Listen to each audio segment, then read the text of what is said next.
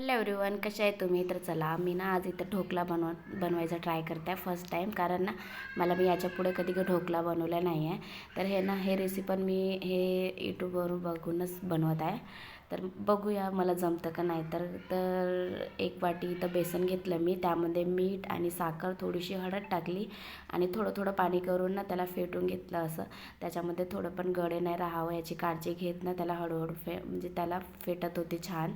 आणि त्यानंतर मग एक इनोची पॅकेट घेतलं आणि पूर्ण टाकलं त्याला आणि असं फेटून घेतलं थोडंसं पाणी टाकून.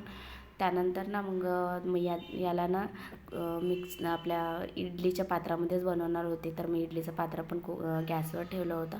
त्यानंतर माझ्याकडे एक भांडं होतं कुकरचं, त्याच्यामध्येच मी बनवणार होते. त्याच्यामध्ये ना थोडंसं तेल लावून त्याला छान लावून घेतलं आणि त्यामध्ये मग पेस्ट टाकून घेतली अशी. तर हे ना ढोकळा फारसा मला आवडत नाही, पण म्हटलं खूप दिवस